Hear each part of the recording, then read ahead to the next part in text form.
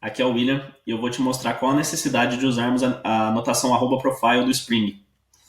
Quando a gente cria uma aplicação Spring, definimos alguns componentes, né, que são os beans do Spring.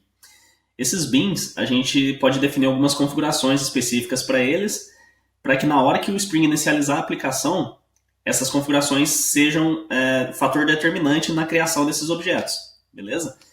Um exemplo bem clássico seria a utilização desses componentes para fazer conexão com o banco de dados. Tá? A hora que a nossa aplicação sobe, a gente fornece para o Spring, para os nossos componentes do Spring, as informações de o nome do banco de dados, a URL desse banco de dados, usuário, senha, essas coisas. Tá?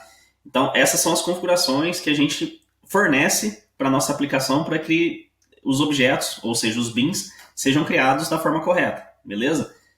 Algumas vezes, muitas vezes até, essas configurações dependem também de outros fatores, como, por exemplo, nesse que eu citei, nesse exemplo que eu citei de conexão com o banco de dados, a gente pode ter configurações de banco de dados diferentes para cada ambiente que nossa aplicação está rodando.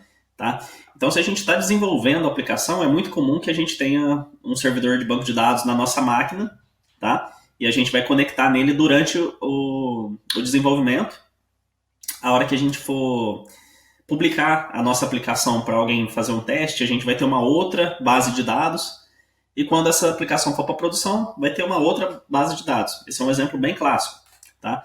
Então, uma forma da gente separar essas configurações é utilizando a anotação @profile, tá? Porque a gente pode definir o mesmo bean sendo separado por profiles diferentes. Então, quando a gente está desenvolvendo, a gente pode ter um profile dev, né, de desenvolvimento, a gente pode ter um profile teste ou homologação, e a gente pode ter um outro profile produção. Tá? Cada um desses a gente vai fornecer para o Spring configurações diferentes, específicas para cada ambiente. Tá? Aí, de acordo com o ambiente que a gente está criando, de acordo com o profile que a gente está subindo a nossa aplicação, o Spring vai saber quais informações ele deve usar para poder criar os nossos objetos, os nossos beans, beleza? Eu vou mostrar aqui um exemplo que eu criei bem simples, só para a gente ter uma ideia de como isso funciona na prática. E é bem simples, tá? Eu criei aqui uma aplicação com Spring Boot, tá? Então, eu criei duas classes aqui, dois componentes, né, que são dois beans, né, no final das contas eles vão virar beans, que são o config_dev e a classe config_prod. Essas duas classes têm a anotação @component, o que torna elas beans, tá? Ou seja, componentes gerenciáveis do Spring. Em cada uma dessas classes, eu defini um construtor padrão e nesse construtor eu coloquei um system_out. Tá? Então, aqui, ó, configurações de dev, configurações de prod. Beleza? Aqui no nosso Application Properties, a gente define qual o profile que nossa aplicação vai ser construída. Tá? A partir de qual profile. Aqui eu coloquei o profile dev. O nome da propriedade é spring.profiles.active. Tá? E esse valor aqui é o nome do profile que a gente quer usar, tá? Por enquanto, eu não vou utilizar essa propriedade só para a gente ver como vai se comportar a nossa aplicação, tá? Então, aqui, como são dois componentes, né, dois beans do Spring, a hora que a aplicação subir, eles vão ser construídos, logo os construtores padrão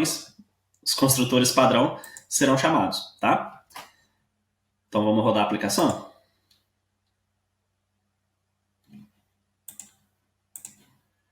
Deixa eu rodar aqui.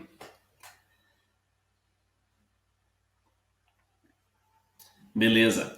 Então, ó, foram criados os dois componentes, tá? Configurações de dev foi chamado, porque quando a gente faz uma inicialização de um objeto, algum construtor tem que ser chamado. Como a gente só tem um construtor padrão, esse foi chamado e como tem um system_out lá, ele exibiu aqui no console pra gente, tá? Configurações de dev, configurações de prod.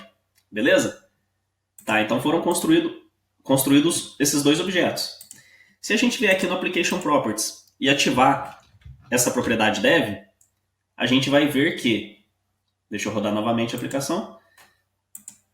Beleza, nada aconteceu. Por que não aconteceu nada? Porque a gente tem que falar também, não só qual é o profile que a nossa aplicação vai rodar em cima, que ela vai se basear para ser construída, mas também qual componente pertence a tal profile, tá? Então, aqui em cima, a gente vai colocar duas anotações em cada classe, né? Uma anotação em cada classe chamada @profile. Beleza? E aqui eu vou colocar dev, que é o mesmo que a gente colocou aqui no Application Properties. Só que aqui eu também vou colocar, porque eu quero que ele seja construído somente quando a nossa aplicação rodar como profile prod, tá ok? Então, beleza. Com essas configurações feitas, agora eu vou deixar aqui rodando novamente como dev e vamos rodar a aplicação novamente. Beleza? Agora a gente só foi construído o componente config dev, tá?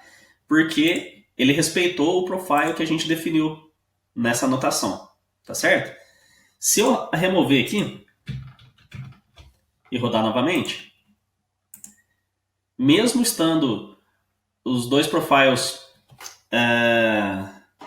anotados como dev e prod, nenhum vai ser construído, pois a gente não definiu profile para esses componentes, tá? Então, tem até uma mensagem aqui no console, ó, no active profile set.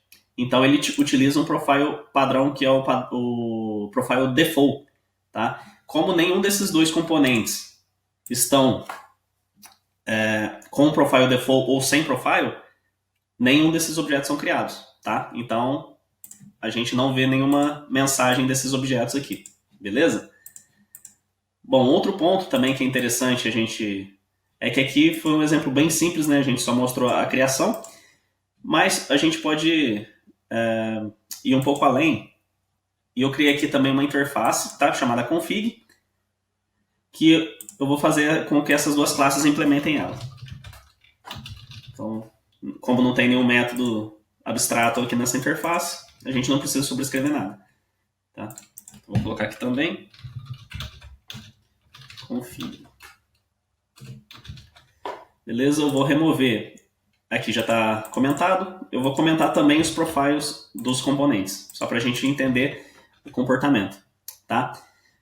Depois, eu criei também uma classe chamada testConfig, que eu vou receber a implementação dessa interface. Tá? Ou seja, o Spring sabe que esses dois componentes são implementações da interface config, então eu posso injetar diretamente essa interface e a partir do objeto que o Spring criou, ele vai colocar para a gente, ele vai ser injetado com essa implementação. Tá? Vamos dar uma olhada aqui.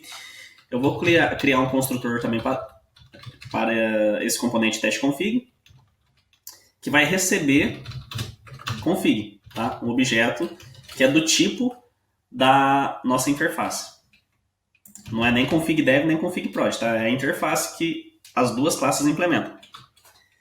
Aqui eu vou dar um system out, config class,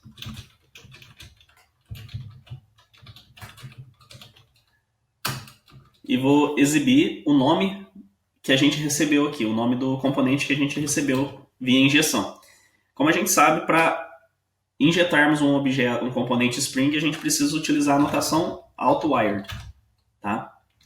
Então, a partir dessa configuração, a gente sabe que quando esse objeto for criado, ele precisa de uma implementação da interface config. E a gente tem duas aqui. Tá? Vamos ver como se comporta? Vou subir a aplicação. Tem um erro, beleza? Por quê? Ele diz que na construção do objeto testConfig, ele necessita de apenas um bin, porém foram encontrados dois, que é o config dev e o config prod. Só que ele tem que saber qual que ele deve injetar para a gente. Se ele tem mais de um, ele não sabe qual injetar, a não ser que a gente especifique para ele. Uma forma de especificar isso é através dos profiles. Tá? Então, se a gente voltar aqui, profile dev, e Profile Prod,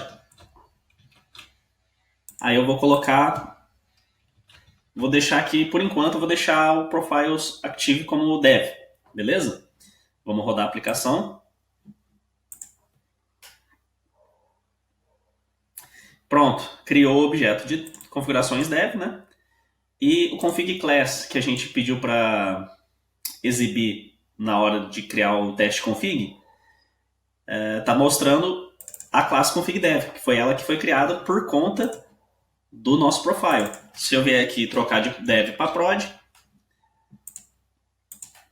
vamos rodar novamente. Configurações de prod, ou seja, criou o objeto prod. E o config class agora está apontando para config prod. Beleza? Basicamente, é assim que funcionam os profiles do Spring, tá? Isso aqui é um exemplo bem clássico, né, de utilizar profiles para separar ambientes diferentes, né, de onde o nosso software vai estar rodando. Mas pode ter várias opções, como, por exemplo, se a gente tem... a gente definiu duas formas de segurança, como segurança basic e segurança OAuth. Se a gente definir profiles para essa, a gente pode ficar chaveando entre um e outro. Uma hora que eu quero utilizar segurança basic na nossa aplicação, eu passo um profile basic, por exemplo, e na hora que eu quero utilizar o OAuth, a gente passa um profile OAuth. Tá? Então ele vai construir os bins a partir do profile que a gente definir nos componentes. Beleza? Bom, espero ter ajudado. Qualquer coisa, qualquer dúvida a gente está à disposição. Um abraço e continue seguindo os conteúdos da AlgoWorks.